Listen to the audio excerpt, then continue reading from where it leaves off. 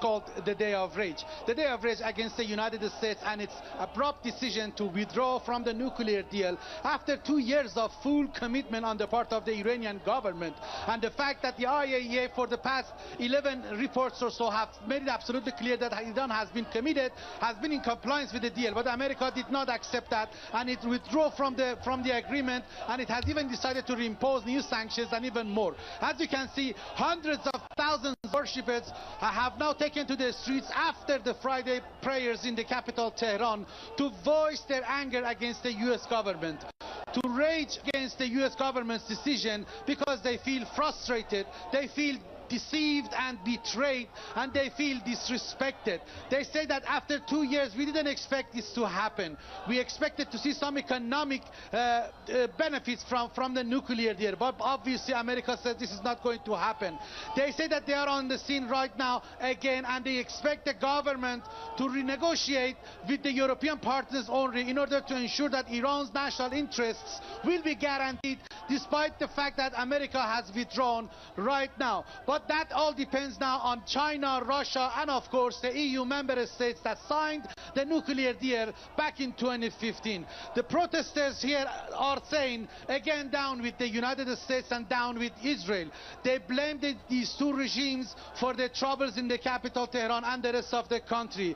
They do believe that America is not trustworthy. They do believe that it is a waste of time for Iran to renegotiate the deal with the United States. But they are still saying the same thing that the government and our leadership have said over the past few days, that we are going to have a time-bound and limited scope of renegotiations with the European partners. If things come up smoothly and they are going to give subjective guarantees to the government that our national interests are going to be respected and Iran is going to benefit from this deal, obviously we are going to stay. Otherwise, we will exceed.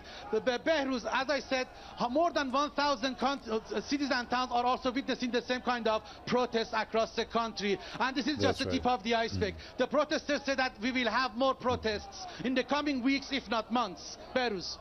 All right, and Gambar, also, yeah, as you say, there are huge crowds of people. We are also seeing in live images coming from Tehran. It should be near the University of Tehran, the site of the Friday prayers. Also, speaking of the people's slogans, Gambar, tell us also a bit more about what the people feel against this move on the part of the U.S. and what they demand the government do. Well, Behruz, I see many tableaus, many signs that say that Mr. Trump hold one's tongue, then they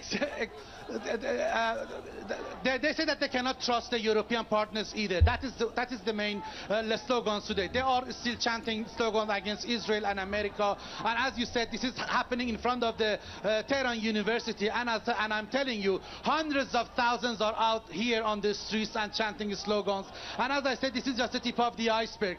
They say that they are going only, and some of the slogans also say that it is time for us to exceed this important deal. They don't believe that the deal is going to help us benefit from it economically and financially. Behruz. Also, we have hundreds of reporters from the world media outlets that are here reporting live. It's from American media outlets, European, and of course Asian also. They are also reporting on this important day. As I said, this is the day of rage against the United States and its decision to pull out of this important nuclear agreement that we expected to continue forever, but it didn't, Behruz. That's right, and as you also rightly mentioned, Gambar, we're now receiving images from other cities and towns across Iran. Right now, we have live images from the city of Birjand, with people carrying banners with slogans, if I can read from this distance, of death to America, and that they are supporting their leader. And as you can, this is an important day. As I said, about more than 80 different media outlets are also reporting. They come from across the globe. Obviously, this is important. The reaction of the Iranians is important for those who are refusing to accept the fact that this deal was an international deal. Not one single country or party has the right whatsoever to pull out in order to undermine it. They cannot undermine it, and they expect the international civil society to do something about it, Behruz. That's That's why they are here. That's what they expect from the government and other signatories to this nuclear deal. As you know, over the next few days, there will be international